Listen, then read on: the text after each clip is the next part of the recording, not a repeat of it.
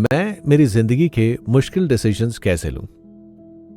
Student, मैं हमेशा ये सोचता हूं कि कुछ लोग इतने बड़े डिसीजंस कैसे ले लेते हैं। मैं सिर्फ बड़े डिसीजंस लेने से ही कंफ्यूज नहीं होता, बल्कि छोटे डिसीजंस जैसे ऑनलाइन टी शर्ट ऑर्डर करने में भी कंफ्यूज हो जाता हूं। टीचर, अगर तुम गलत टी शर्ट भी ऑर्डर कर लेते हो तो ज्यादा से ज्यादा क्या होगा? स्टूडेंट, मैं उसे रिटर्न करके दूसरा ऑर्डर कर लूंगा। टीचर, क्या हम अपनी जिंदगी के बड़े डिसीजंस के साथ भी ऐसा कर सकते हैं? स्टूडेंट, क्या वो रिस्की नहीं होगा?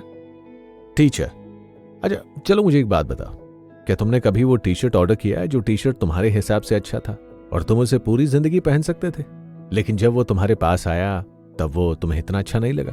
क्या तुम्हारे साथ ऐसा कभी हुआ है? स्टूडेंट, हाँ ऐसा तो काफी बार हुआ है।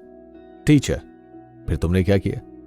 स्टूडेंट, मैंने उसे रिटर्न कर दिया। टीचर, इससे तुम्हें डिसीजन मेकिंग के बारे में क्या समझ आता है?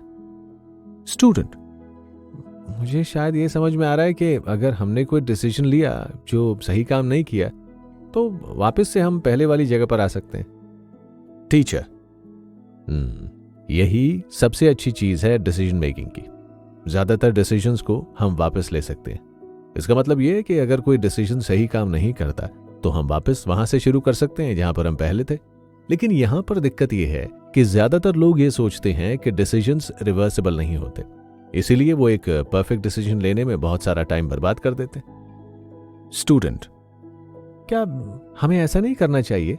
एक परफेक्ट विजन लेना तो अच्छी बात है। टीचर, अब मैं तुम्हें डिसीजन मेकिंग का सेकंड पार्ट समझाता हूं। तुम्हें कभी भी यह पता नहीं चलेगा कि कोई डिसीजन सही है या गलत जब तक तुम वो डिसीजन ले नहीं लोगे। स्टूडेंट, लेकिन अगर मैंने कोई गलत डिसीजन ले लिया तो उस वजह से मेरा काफी टाइम वेस्ट हो जाएगा। टीचर, लेकिन डिसीजन ना लेने की वजह से भी तो तुम काफी टाइम वेस्ट कर रहे हो।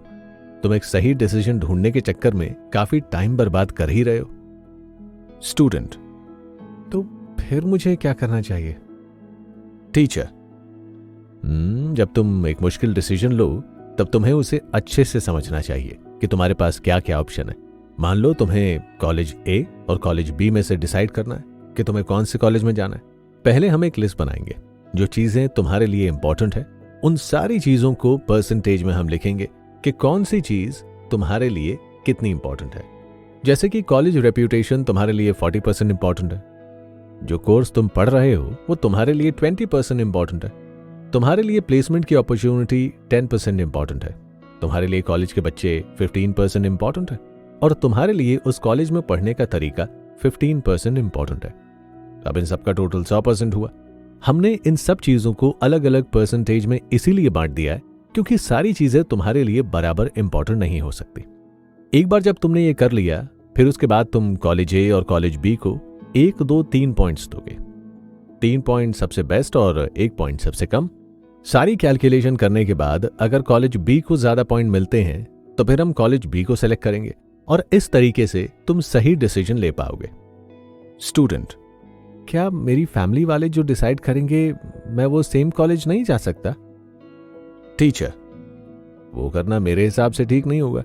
फैमिली वालों की सोच अलग है। उनके लिए कॉलेज में क्या चीजें इंपॉर्टेंट हैं वो सारी चीजें तुम्हारे हिसाब से अलग होंगी। उनकी जिंदगी तुम्हारी जिंदगी से अलग रही, इसीलिए उनका डिसीजन तुम्हारे लिए शायद सही ना हो। उनके लिए जो चीजें इंपॉर्टेंट हैं वो शायद तुम्हारे लिए ना हो।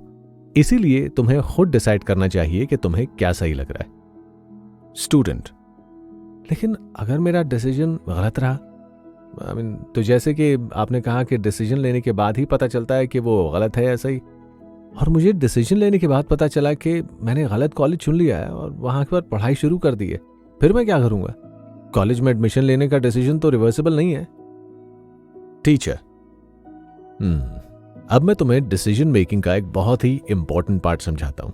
एक बार जब तुमने समझ लिया कि तुम्हें क्या डिसीजन लेना है, उसके बाद तुम ये इमेजिन करो कि ये डिसीजन लेने के बाद बुरे से बुरा क्या हो सकता है। बुरे से बुरा क्या होगा? तुम इसी वक्त इमेजिन करो कि जैसे तुम उस सिचुएशन में हो। तुम्हें अच्छे से इमेजिन करना होगा कि बुरे से बुरा तुम्हारे साथ डिसीजन लेने के बाद क्या हो सकता है, और फिर खुद से पूछो क्या तुम उस सिचुएशन को संभाल लोगे। इस सवाल का जवाब डिसाइड करने से पहले तुम्हें और भी काफी सारे सवाल खुद से करने होंगे। क्या तुम फाइनेंशियली स्टेबल रहोगे? क्या तुम mentally, emotionally, spiritually, physically, socially सही रहोगे? अगर तुम्हारा जवाब हाँ है तो तुम्हें वो डिसीजन ले लेना चाहिए। याद रखो, ऐसा कोई तरीका नहीं है जिससे हम पता कर सकें कि कोई डिसीजन सही है या गलत। ये एक्सरसाइज करने से तुमने अपने दिमाग को बुरी से बुरी सिचुएशन के लिए तैयार कर लिया, उस डिसीजन को लेने में जिसे लेने में तुम्हें डर रोक रहा था। डर अब खत्म हो चुका है और अब तुम शांति से डिसीजन ले सकते हो। स्टूडेंट, अगर वो बुरी सिचुएशन में मैं कंफर्टेबल ना हूं तो मुझे क्या करना चाहिए? टीचर, उस सिचुएशन में तुम डिसीजन लेने के लिए रेडी नहीं हो, उस वक्त तुम्हारे पास दो ऑप्शन होंगे। या तो तुम वो डिसीजन लो ही ना, जो शायद पॉसिबल नहीं हो पाएगा, या फिर तुम खुद को उस बुरी सिचुएशन के लिए अच्छे से प्रिपेयर कर लो और एक प्लान बना लो कि अगर चीजें सही नहीं जाती हैं तो तुम उन्हें कैसे फेस करोगे। स्टूडेंट, एक सही दिशा ढूंढने के चक्कर में मैं अपना वक्त खराब नहीं करना चाहता। मेरे हिसाब से मुझे जो सही लगे वो डिसीजन ले लेना चाहिए और बाद में अगर चीजें सही नहीं होती हैं तो मैं उन्हें फेस कर लूंगा।